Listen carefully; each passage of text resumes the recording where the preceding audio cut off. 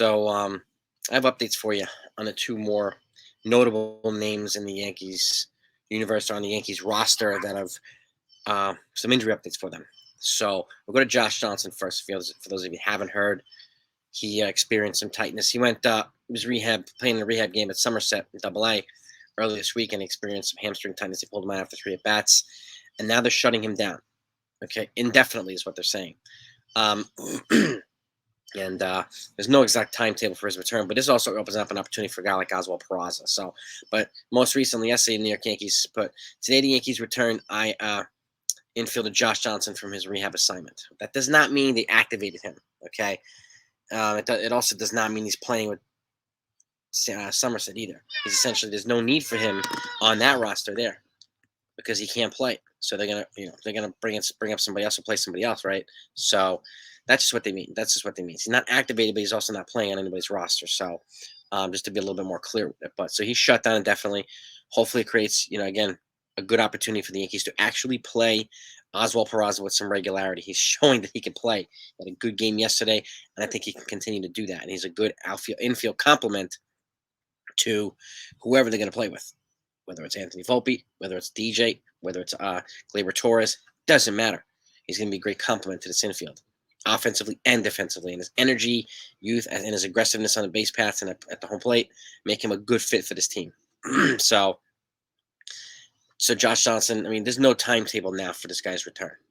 So we just don't know. But I don't think a lot of fans are going to be disappointed in that, right? But I wanted to get you that information. Now let's flip it over to Carlos Rodon, okay? He's going to have another CT scan, okay? The good news here, excuse me, the good news is that, the pain that he had in his forearm that we were worried it was going to be Tommy John, that seems to be gone. He's thrown, and he's thrown bullpens, and he's thrown aggressively, but he's having back stiffness and back soreness after his throwing session. So it's kind of moved from his forearm and potential elbow to his back, which is a little bit of a different structural piece, right? But his tests are coming up clean, but they are shutting him down for a couple of days from throwing.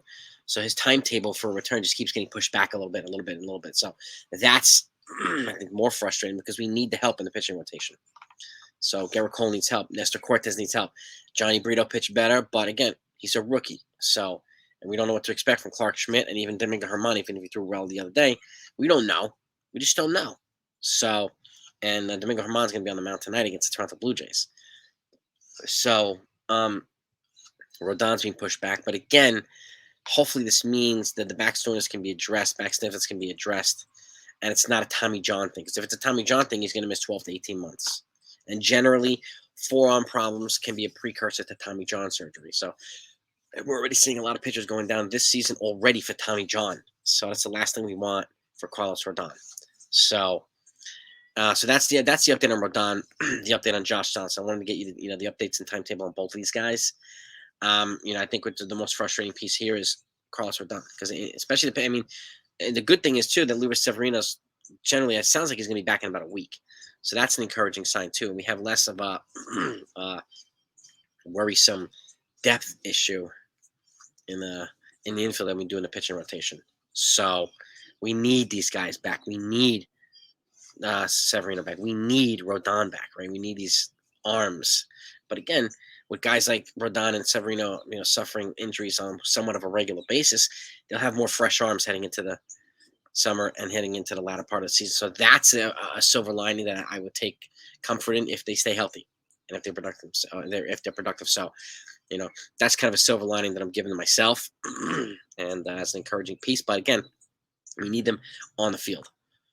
Okay. And we need him on the field regularly. So Rodon's being pushed back a little bit. Okay. And Josh Johnson shut down inevitably. Or indefinitely, I should say. And but again, the reinforcement is already there for Josh Johnson. We got Oswald Peraza, we got other guys here. So it's not the same situation with the starting rotation. As much as I like Brito, can't rely on him just yet. Germán, Schmidt, can't rely on him just yet. And who knows if they'll ever be able to rely on these guys. So we need good news on the pitching side, right? But I wanted to get this news to you. Okay. If you want more news, if you're a Yankee fan and you just want to be updated on all the Yankee stuff, do what that ticker says down below. Make sure to subscribe to the channel before you leave, especially if you enjoy the content. If you do, hitting that thumbs up button is very helpful. It's greatly appreciated too. So I'll make sure that you're in on everything, whether it's big news or small news as pertains to the Yankees. So that's what I got for you right now. 2 major updates on injury front. Okay.